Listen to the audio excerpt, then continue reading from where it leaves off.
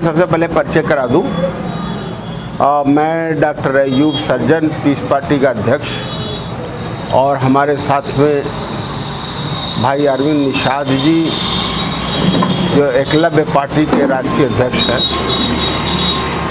और piece party, Eklavya party, किसान party और मौलिक अधिकार पार्टी, ये चारों पार्टियां मिल करके वो जनता के बीच जा रही है और एक विकल्प जनता के सामने प्रस्तुत करने का प्रयास कर रही है। अभी भी जो अपने आप को बड़ी पार्टियां कहलाती हैं और जो पार्टियां सत्ता में आज हैं या पूर्ववर्ती समय में रही हैं, वो सभी पार्टियों ने जनता के साथ, देश के साथ और संविधान के साथ वो छल किया है। किसी ने उसके साथ न्याय नहीं किया है। चाहे वो सेकुलर के नाम पर कांग्रेस पार्टी रही हो, सरकार बनाई हो, उन्होंने धर्म के नाम पर आरक्षण में विभेद किया और आज तक मुस्लिम और ईसाई दलितों को उन्होंने धर्म के आधार पर अनुसूचित जाति के आरक्षण से वंचित कर रखा है। हिंदुत्व के नाम पर बनी सरकार, उन्होंने आरएसएस में एक विशेष समाज के अलावा और किसी हिंदुत्व को कोई स्थान नहीं दिया है। और अगर हम राम मंदिर न्यास की बात करें तो सर्व समाज ने, हिंदू के पिछड़े दलित समाज ने और सवर्ण समाज ने, सब ने मिल कर के संघर्ष किया है। मगर उस न्यास में एक विशेष समाज का वर्चस्व है और एक भी पिछड़े समाज का कोई व्यक्ति उसमें नहीं है, क्योंकि उस पूरे क्षेत्र को वही संचालित करता है और मंदिर को भी संचालित करता है। पिछड़े के नाम पर अगर समाजवादी पार्टी सरकार आई तो उन्होंने भी अपने समाज का सिर्फ सारी सरकार की वो व्यवस्था और उनको विकसित करने का काम किया है। और उसी तरीके से दलित समाज ने भी सारे दलितों का भी नहीं काम किया, न पिछड़े समाज के लोगों ने सारे पिछड़े का काम किया है। मगर हर समाज में मुस्लिम समाज उपेक्षित रहा और निषाद समाज और अति पिछड़ा वर्ग, जो हिंदू समाज का एक बड़ा वर्ग है, और अति दलित वर्ग, जो दलित वर्ग का एक बड़ा वर्ग है, उसका अभी उपेक्षित के शिकार है, क्योंकि वो सत्ता शासन में भागीदार नहीं रहा है। मेरे कहने का तात्पर्य ये है कि संविधान सबके विकास की बात, सबके सम्मान और अधिकार की बात करता है और धर्म और जात के विभेद किए बिना सबको न्याय दिलाने के लिए सभी सरकारों ने संविधान की शपथ ली है, मगर सभी ने संविधान के साथ छल किया है और समाज के साथ छल किया है। ऐसे में हम सभी का यह प्रयास रहा कि हम सभी गांव-गांव जाकर के सभी पार्टियों के कार्यशैली का, उनके नीतियों का हम उन्हें ज्ञान करा सकें और अपनी जो पार्टी की नीतियां हैं, जो हमारे गठबंधन की नीतियां हैं, इसको हम जनता के बीच रखें और इसको जनता के बीच रख करके हम उनका वो विश्वास से जीतें और वो उनका समर्थन हासिल करें। ये हमारा प्रयास है। और इसी प्रयास में हम तीनों लोग 3 दिवसीय प्रोग्राम, हर सप्ताह में 3 दिवसीय प्रोग्राम पूरे दिन का गांव-गांव में कर रहे हैं। सोमवार और मंगल के दिन हम जागरूकता प्रोग्राम कर रहे हैं और शनिचर के दिन हम संगठन बनाने का और संगठन को मजबूत करने का प्रयास कर रहे हैं। और इसी क्रम में हम आप सभी के सामने प्रस्तुत हैं कि इस विचारधारा को, जो सर्व समाज के न्याय दिलाने के लिए, विशेषकर उस समाज को जो उपेक्षित है, शोषित है, पीड़ित है, जिनका अभी सत्ता और शासन में भागीदारी नहीं रही है, और आज़ादी के बाद से आज तक सभी सरकारों ने जिसकी उपेक्षा की है, हम उसको सशक्तिकरण उसका करना चाहते हैं और उसको हक, अधिकार और सम्मान के साथ विकास करने का अवसर देना चाहते हैं। और इसीलिए हम आपके सामने प्रस्तुत हैं कि हमारे विचारधारा को जन जन तक पहुंचाने का आप हमें सहयोग करें। धन्यवाद। सर, एक सवाल है, जैसे आज के दौर में 2 दशकों के करीब देखा जाए तो क्षेत्रवाद, धर्मवाद, जातिवाद की पार्टियाँ उभर के आई यूपी में खास तौर से, और एक धारा ये भी है कि जब चुनाव आते हैं तो गठबंधन होते हैं अन्य पार्टियों से, और उसके बाद नीति और नियम की बात होती है, फिर वही गठबंधन टूट जाते हैं, फिर अगले दौर में दूसरे पार्टी से गठबंधन दूसरे नीति और नियम के साथ हो जाते हैं। इस पर आपका क्या कहना है? देखिए, हर मनुष्य की अपनी विचारधारा है और हर पार्टी की अपनी विचारधारा है, मगर सबको हमारे देश के संविधान पे विश्वास करना ज़रूरी है। और संविधान के हिसाब से अगर वो सत्ता में आते हैं तो देश को और समाज को चलाना वो ज़रूरी है। मेरा ये कहने का तात्पर्य है कि सभी ने, चाहे वो धर्म के नाम पर आई हो, जात विशेष के नाम पर आई हो, क्षेत्र के नाम पर आई हो, या हिंसा के नाम पर आई हो, देश फैलाने के नाम पर आई हो, जो भी आई हो, मगर एक बुनियादी उसूल है कि उन्हें संविधान के अनुरूप ही कार्य करना था। मगर सबसे बड़ा अपराध उनका ये है कि सत्ता में आने के बाद उन्होंने संविधान के साथ भी छल किया है, जनता के भी साथ छल किया है और देश के साथ भी छल किया है।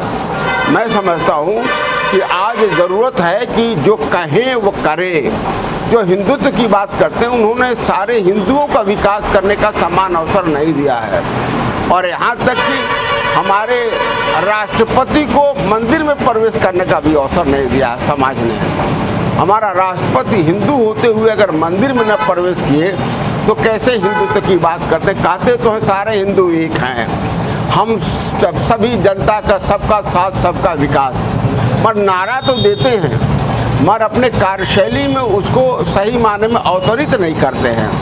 यही हमारा विरोध है, क्योंकि नीतियां जो हैं उनकी अलग नीतियां हैं, छुपी हुई नीतियां वो लागू करते जब सरकार में आते हैं, और ये देश विरोधी और समाज विरोधी है, संविधान विरोधी नीतियां होती हैं। इसका पीस पार्टी और हमारे सहयोगी दल इसका विरोध करते हैं। सदन में योगी जी के द्वारा एक बयान दिया गया है और जो काफ़ी वायरल है, काफ़ी चर्चा हो रहा है। उनका कहना है कि ये कुछ बच्चों को उर्दू पढ़ाना चाहते हैं और कठमुल्लापन की तरफ ले जाना चाहते हैं। इस बयान को आप कैसे देखते हैं? योगी जी की तो ऐसी मानसिकता है। योगी जी आज से नहीं हमारे क्षेत्र के रहने वाले हैं, तो उनकी तो भाषा और शैली इसी तरीके का रही है। मैं समझता हूँ नफरत फैला करके ही वो सत्ता में बने रहना चाहते हैं और सत्ता शासन करना चाहते हैं। मैं नहीं समझता हूँ कि कोई धर्म या हमारा देश का संविधान किसी समाज को दुख पहुँचाने और किसी को पीड़ा पहुँचाने का अधिकार देता है। मैं समझता हूँ संविधान और देश के वो हित में नहीं है। आप ही के क्षेत्र से एक खबर है कि धर्मात्मा निषाद हैं, जो पिछले कई सालों से संजय निषाद के पार्टी से जुड़े रहे, उन्होंने आत्महत्या किया और उन्होंने कई ऐसे आरोप लगाए, और आरोप लगाने के बाद उन्होंने सुसाइड किया। उस प्रकरण को आप शायद जानते होंगे। क्या लगता है आपको कि क्या इस तरह की जो ये दल है इस तरह के सपने विकार कर रहे हैं, तो इनसे युवाओं के लिए कैसे आप कहना चाहेंगे? मैं किसी पे सुसाइड करने को मैं बेहतर नहीं समझता हूँ। मैं समझता हूँ कि उस व्यक्ति को संघर्ष करना चाहिए। अगर संजय निषाद ने उन्हें न्याय नहीं दिया है तो खुद आगे बढ़ के संघर्ष करके खुद न्याय लेने और अपने जैसे लोगों को न्याय दिलाना चाहिए। जिस तरह से पीस पार्टी हमारे सहयोगी दल सबको न्याय दिलाना चाहते हैं। आरोप तो किसी पर कुछ भी लगाया जा सकता है, मगर आरोप सही है कि नहीं सही है ये तो बहुत बड़ा सवाल या निशान है। तो इस पर चूँकि मैं सत्यता को नहीं जानता, मैं ये नहीं जानता किन स्थिति में किस मनोदशा में उन्होंने सुसाइड की है, इसलिए बहुत कोई और कमेंट नहीं किया। मगर मैं ये मानता हूँ कि जिसके साथ अन्याय होता है, जिसके साथ शोषण होता है, उस वर्ग को या उस व्यक्ति को संघर्ष करना चाहिए, अपना न्याय पूर्वक अपना हक लेने का प्रयास करना चाहिए। हमारा संविधान और समाज न्यायपूर्वक है और उन्हें न्याय जरूर मिलता है। जनहित के मुद्दे को लेकर विपक्ष लड़ता हुआ नहीं दिखाई दे रहा है। तमाम मुद्दे हैं, यहाँ थानों तहसील में तमाम पार्टियां भी हैं, वोट के ही समय आती हैं, लेकिन इस समय विपक्ष बिल्कुल या तो डरा हुआ लग रहा है या सहमा हुआ, क्या वजह है? नहीं सर, डरा सहमा नहीं है, कोई डरा सहमा नहीं है। आज तो स्थिति यो हालत है कि अगर इस देश का मंत्री भी कोई, प्रदेश का मंत्री भी कोई अपना खुद काम कराना चाहे तो थाने से तहसील से नहीं करा सकता, जब तक वो थाने और तहसील में घूस नहीं देगा। और किसी जनप्रतिनिधि की, आज विधायक किसी के समस्या का समाधान नहीं करा सकता, विपक्ष का नहीं, सत्ता पक्ष का विधायक नहीं करा सकता। तो आज घूसखोरी अपने चरम पर है, भ्रष्टाचार अपने चरम पर है, पैसा लेकर के काम नहीं होता है। पूर्ववर्ती सरकारों में अगर 100 रुपया में काम होता है तो आज 5000 में भी काम नहीं हो रहा है, लोगों को दौड़ना पड़ रहा है। तो ये सरकार सत्ता में रहना चाहती है, जन समस्याओं से उसका समाधान नहीं है। लड़ना कैसे होता है? जनता को थाने में समस्याओं को दूर करना ये सरकार का काम है। हम कह सकते हैं, जब सरकार में बैठे लोग, पदाधिकारी और मंत्री और विधायक और एमपी कुछ नहीं कर सकते, उनका कुछ नहीं मानता, तो जो हमारे पार्टी के लोग हैं या किसी पार्टी के लोग हैं या नेता हैं, वो जन समस्याओं को लेकर के अधिकारियों से लिया करके संघर्ष करते थे, उनसे काम कराते थे। और आज कोई सुनने वाला नहीं है, कोई माई बाप जनता का नहीं है। सिर्फ द्वेष फैला करके, नफरत फैला करके अगर लोग वोट दे देते हैं तो जन समस्याओं को उन्हें समाधान करने की क्या जरूरत है? आज तो मुसलमानों के नाम पर, मंदिर मस्जिद के नाम पर, गाय गोबर के नाम पर अगर सारा समाज सरकार बना दे रहा है तो जन समस्याओं से निपटने की इस सरकार को जरूरत क्या है? मैं समझता हूं कि वही काम कर रही है जिससे द्वेष बढ़े, जिससे एक दूसरे से लोग नफरत करें और कुछ लोगों को तुष्टीकरण करके पोलराइजेशन की राजनीति करें। इससे सरकार आराम से बन रही है। तो ये जनता का काम है। जनता तो जन समस्याओं के नाम पर वोट देना चाहिए।